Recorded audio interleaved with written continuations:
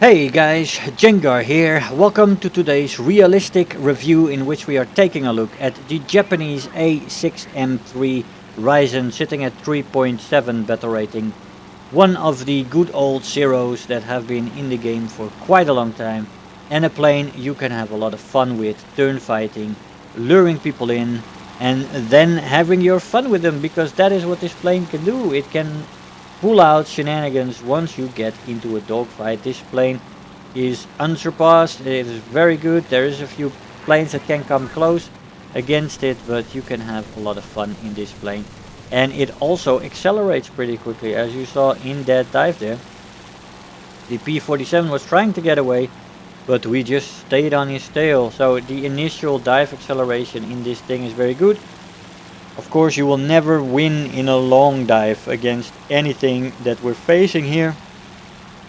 The American planes are very good in long dives and have very good high-end dive speeds, top speeds in a dive, nothing compared to this one. Let's go to the speeds for a bit as we go for this P-51 here. The maximum speed at sea level without web is 452 kilometers an hour, and with web is 464 kilometers an hour. At 4,500 meters it is 404 kilometers an hour without web and 417 kilometers an hour with web.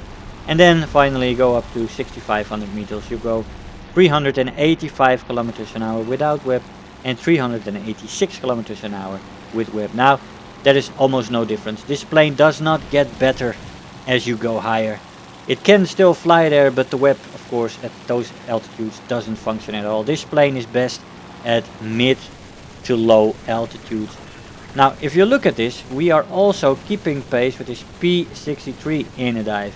Now I have just reviewed a P-63 not too long ago, and I have told you that it's fantastic in a dive. That is in the long term, but also decently good in the short term. This Zero could keep pace in the initial dive. That is because of its very good dive acceleration. It has no chance in hell to keep up with that same King Cobra in a longer dive. It will laugh at the Zero in the end when it comes to that. But initially you can stay on the tail of that plane very long, and that goes for a lot of the American planes.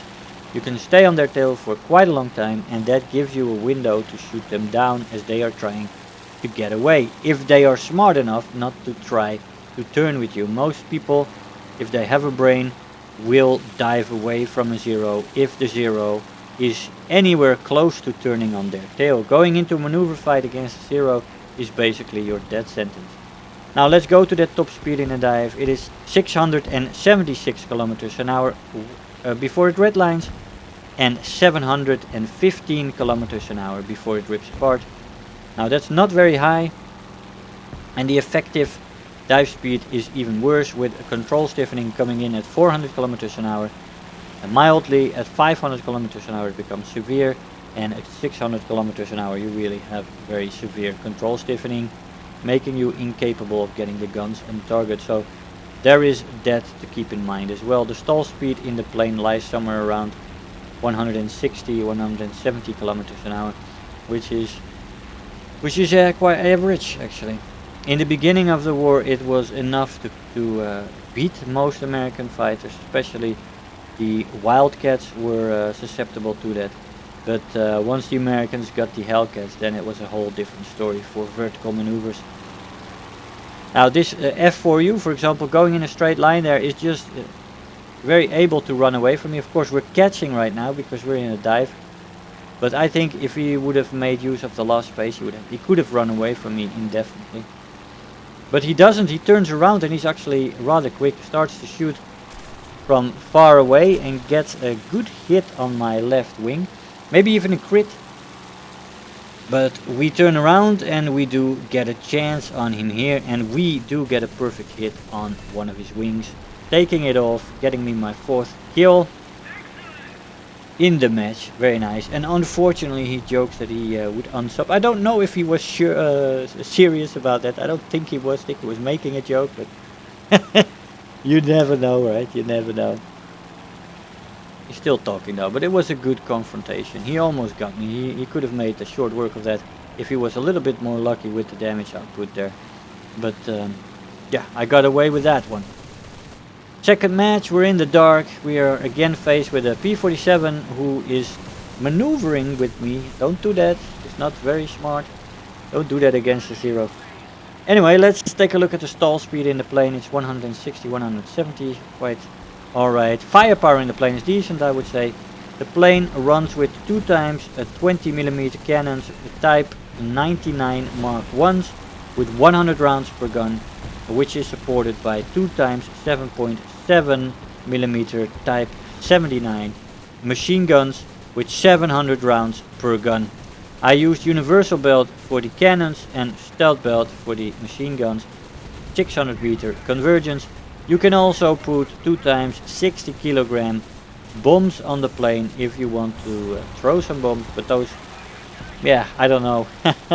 Put bombs on a Zero.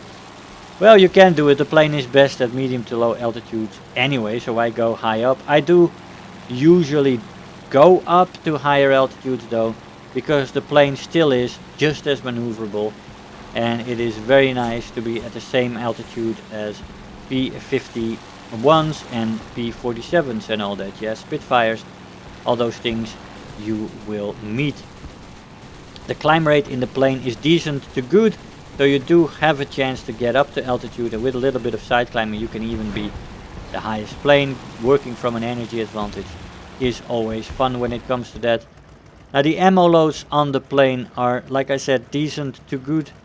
The machine gun ammo is most assuredly very nice with 700 rounds. They're slow firing guns, and the ammo load can take you a long time, and you can get a lot of ground targets if you get a chance to get them. In this match, for example, we did get a chance to get them, and actually this Zero is my best ground attacker in the Japanese tree. Because if you do get a chance with this ammo load, if you get 1 or 2 runs, and with a reload on the airfield combined with that, you can go mental on the ground targets, which is very nice indeed. Now the acceleration in this plane is in a straight line good, and in a dive, I already mentioned that, very good, very nice. Energy retention in the horizontal is decent, and in the vertical it's average. Climb rate decent to good, which is fantastic. You can get up to altitude with the good climbers, which is nice. Of course, there will always be a few planes above you which have excellent or superior climb rate, but you can definitely get the Zero up there if you want. Turn time in the plane is excellent, almost unrivaled, with flaps only ripping off at 520 kilometers an hour. That's quite excellent for a plane that doesn't even come close to 520 in any normal circumstance. Roll rate in the plane is good to very good depending on the speed you are, and really combines very nicely into great overall maneuverability. Now when it comes to that, the overheating is not a problem at all in this plane. You can web to your heart's content and definitely have a lot of fun with the webbing. It makes it even better in the climb rate, and yeah, so overheating very nice on this plane.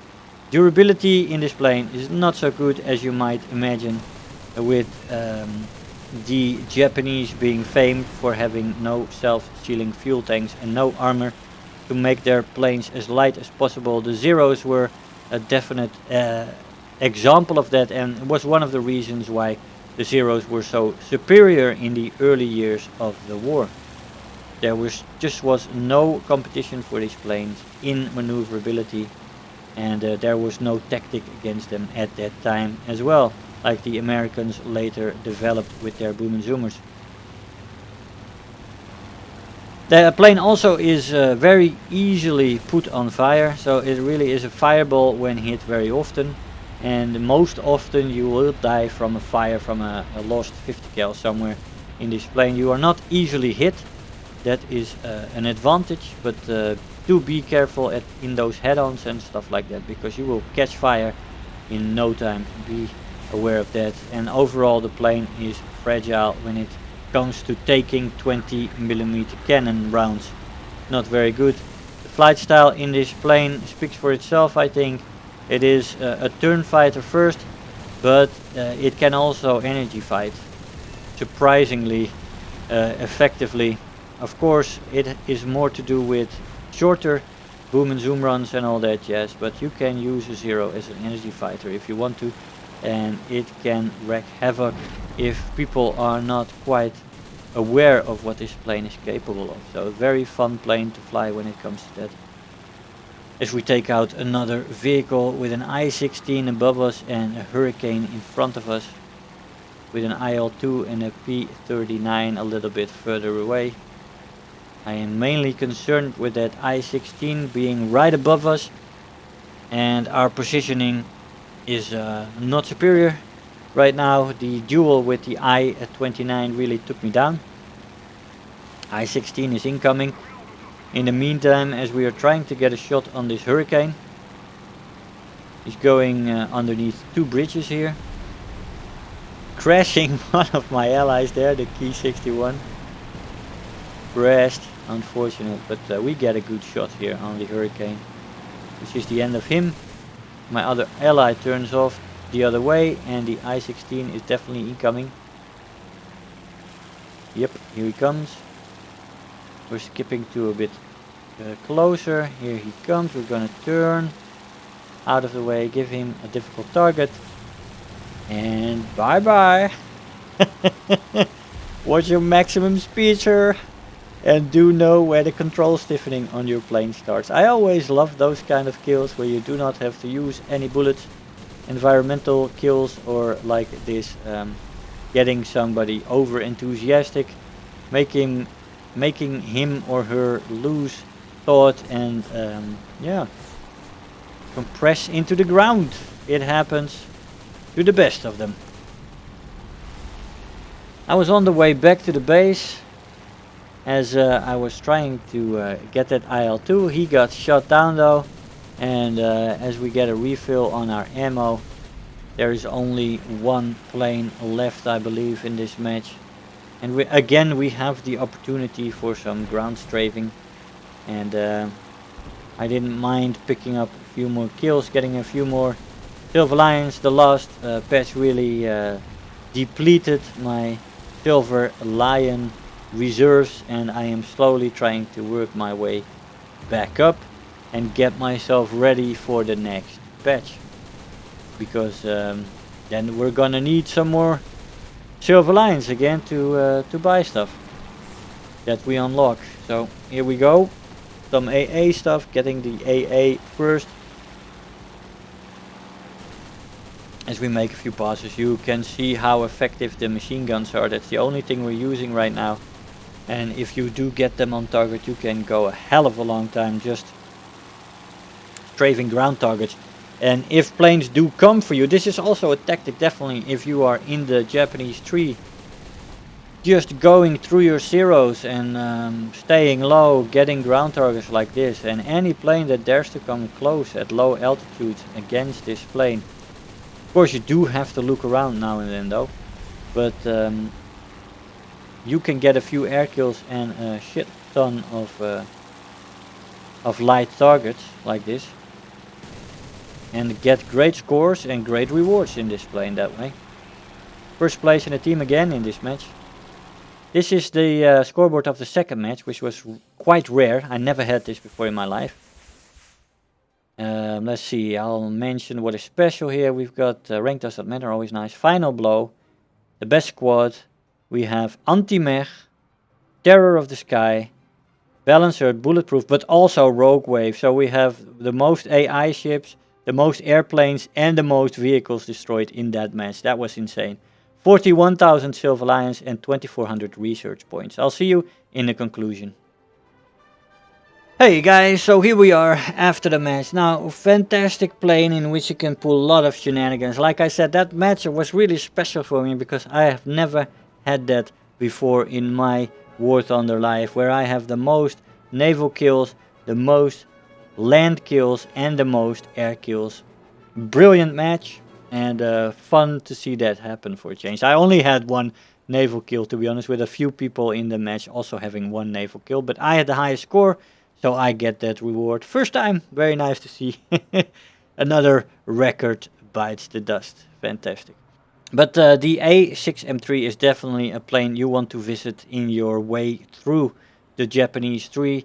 The Zeros in general, like I said, can be used as grinders if you want to grind. I wouldn't recommend it. I would recommend you to enjoy every plane there is to enjoy, spade planes, and fly what you feel like at the time you're flying. That's a way better method to go to the tree and to grind between hooks. You can watch my best way to grind tutorial to see what I have to say about that. This is definitely not a plane you want to miss though. I can wholeheartedly recommend this plane. A lot of fun and a absolute icon of a plane.